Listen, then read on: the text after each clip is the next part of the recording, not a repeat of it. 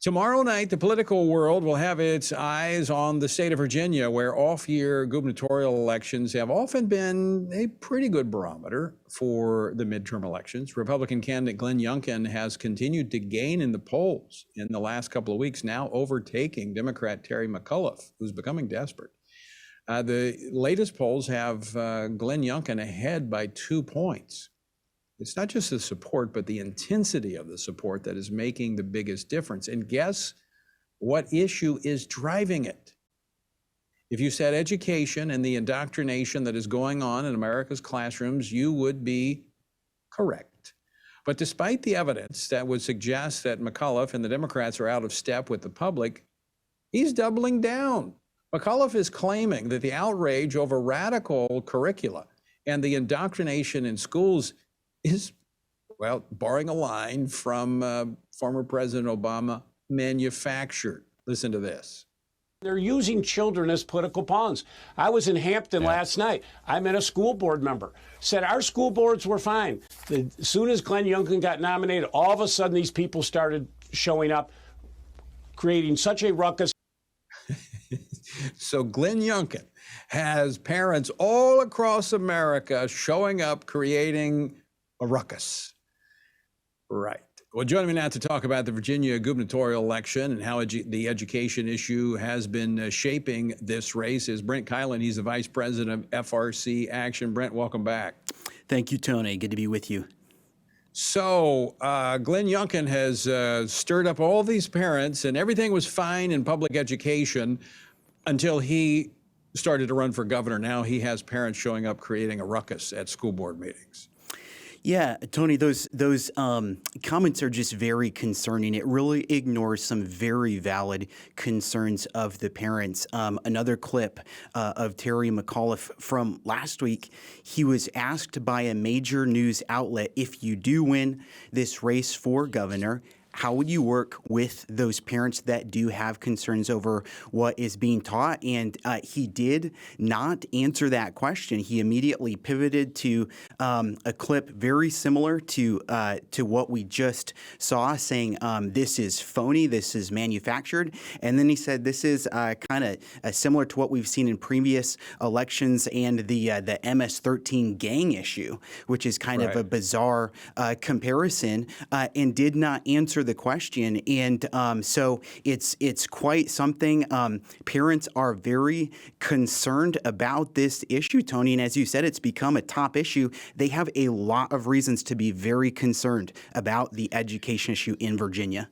You know, I find it interesting because I've had conversations with Glenn Youngkin, and I think he's doing a good job. I think he tapped into the angst over public education, although he was already talking about it in his platform from a standpoint of parental choice, because I think in the entire state of Virginia, I think they have maybe 9 charter schools, and he's saying he wants to expand that number. I could be off by 1 or 2, but it's a very, very small number. And that was really the degree until really what blew up in Loudoun County was this sexual assault by a biological boy wearing a skirt in the girls' bathroom, and then the school board covering it up. Now, the parents had been on this for several months now, but all of this has just come to light in the last couple of weeks. And during this time is when Glenn Youngkin's numbers have gone up, because I think you're right, this issue is, and I guess you can tell us from the polling data, where does this issue, we were just talking about with Jim Lee about the Americans who see the country on the wrong track and the economy being so intertwined with that perspective. But it's not the economic issues that are driving voter participation and angst in Virginia. It's the education issue. Tony, that's exactly right. We have some recent numbers, even from just the last couple days, that are saying exactly what you're saying. And we have 2 trends here. We have, as you've discussed, the Glenn Youngkin surge. If you look even just a couple months ago, Youngkin was consistently down by about 6 points in the polls. That gap has consistently closed. Now we have a number of polls in recent days having him up. One poll had him up by as many as 8 points. Most of the other ones say he's up by 1 or 2, but just an incredible surge on his part. And at that same exact time, we've had a surge on the education issue as well.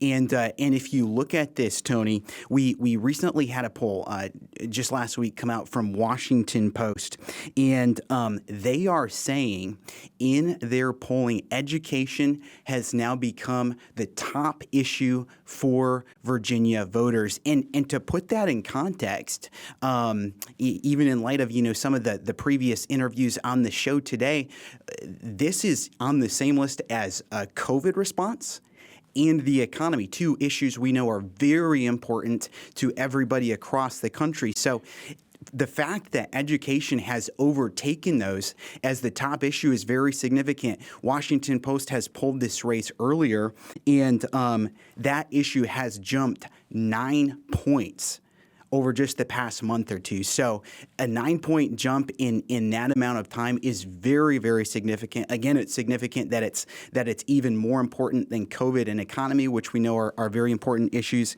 And then if you look down at some other polling on this issue, Fox News, if you look at some of their analysis, likely voters in Virginia are now saying that they trust Glenn Youngkin more on this issue. That the historical narrative has often been that this issue favors Democrats over Republicans. Right. It's actually, the data is showing voters are favoring Youngkin on this issue. And then, Tony, get this, when you look at parents specifically, okay, these are the people that have students in the school system, right? If you look at the recent switch, according to the Fox polling, I was a little bit blown away by this. You don't see this very much. In the most recent Fox News poll, likely voters who are also parents say they are supporting Youngkin by 12 points, 56 to 44%. That same Fox News poll back in October, so this is an apples to apples comparison, just back in October, was favoring McAuliffe 53 to 43%. So that's over a 20-point swing by parents in Virginia who are voting in about a month. Those are just almost unheard of numbers, and this education issue really is driving Glenn Youngkin's surge in Virginia right now. Well, let's talk about that for a moment. You just made a comment in passing. I want to make sure people heard this. Generally speaking, the issue of education does not benefit Republican candidates. This is a kind of a government, we want to improve education. We want to put more money into education. And so that usually, with the education lobby, goes to the Democratic side of the political ledger. But in this case, we're talking about what's been happening since parents discovered through COVID, through the Zoom classes, what their children were being exposed to, the CRT, and then what we've seen out in Loudoun County, this gender insanity that is putting children at risk. That's right, Tony. And there's the Virginia context, and there's also the national context. Like you said, critical race theory. Nationally, we saw just a lot of energy this year. People getting involved, holding school boards accountable. We've seen a couple of school board members recently kind of forced to resign over this issue. Efforts to recall school board members nationally is historically high this year. I mean, just off the charts if you look at the numbers. So we had that. Then we had the issue of, the FBI saying, parents showing up, we're going to, label them as domestic terrorists, that whole thing. So that was some national fuel. But then in Virginia specifically, we have what's happened in Loudoun County with the multiple allegations of sexual assault by a biological male on female students there, and then the Loudoun County School Board, that it was an issue even before that came to light. And so both of those, I think, have been significant factors on making this issue the top issue that it has become. I want to go back to the macro, to the national impact of this issue and where it stands. But first, I want to go back to Virginia because tomorrow is election day in Virginia. Now, over the weekend, I think yesterday, early voting ended in Virginia. They had 45 days of early voting. That was under kind of the new election laws put in place by Democrats to make it easier to vote. So far, the latest numbers I saw, that a little over 1 million of the state's almost 6 million voters had cast early ballots. Now, they say that's sharply down from the early votes in last year's presidential election, but still higher than what they saw before changing the law to make it easier to vote early voting. Now, if I'm not mistaken, Brent, previously you had to have an excuse or justification to vote early. Now you can just show up and vote. So that's really apples and oranges that you're comparing. I guess the best comparison is with last year's presidential election. That's a pretty significant drop in early voting, and early voting tends to benefit Democrats more than Republicans. Am I correct? You're absolutely correct, Tony. You're right. We've seen over 1 million people vote early in Virginia, and it's way up over 2017, the last governor's race. But as you point out, the laws have changed significantly since then. But it's down over 60% from last year, which is significant. Now, we wouldn't expect it to be as high as last year, given it was a presidential election. I don't think anybody was anticipating it being down over 60%. Now, if you look at the data, the drill down, some of the analytics, some groups have put together on early voting, some of the trends are very interesting. Now, it has been dominated by people who affiliate with the Democrat Party. Actually, 53% of those who have early voted are affiliated with Democrats. That's not really surprising, but if you look at some of the other numbers, I think one of the ones that was significant is voter frequency.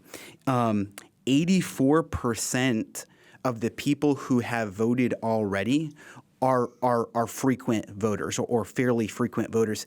What that means is the majority of people who have voted are people that typically vote anyway. And so election day voting almost always favors Republicans. Trump won the election day voting in Virginia by about 25%. So if you look at the fact that most of these voters are already frequent voters, a lot of people think that's actually a favorable sign towards Republicans, because it means that the Democrat voters who are likely to show up, most of them have already done so. Obviously, it's all going to come down to who actually shows up tomorrow. And what we're seeing in the polling, and of course the polling is one thing, it's what happens at the ballot box that really matters. So folks, I want to encourage you, and we've got listeners in Virginia, if you've not voted, go and vote. Vote your biblical values. Vote for the candidate who is most clearly going to stand for truth and for those things that you care about based upon biblical principles. What we see in this turnout is usually intensity, and the intensity is clearly on the side of Glenn Youngkin and not Terry McAuliffe. That's right, Tony. The people who are very energized, who say they're very excited about participating in this election, most of the recent polling has given Glenn Youngkin a significant edge, which is very, very important. That's another big advantage for him. And I'll also mention, Tony, if you haven't voted yet, if you're in Virginia or there are other, a few other states around the country, elections around the country, some local school boards or courts or what have you, we do have some voter guides and voter materials at frcaction.org. You can find your personalized voter guide there if we're covering your race, which we are in Virginia, New Jersey, and a number of other states. So if you need those resources, you haven't voted yet, please be sure to visit frcaction.org and get that information. All right, Brent Keilen, FRC Action. We're out of time. Thanks so much for joining us. We'll have to talk the other topics a little bit later. Thank you, Tony. Good to be with you.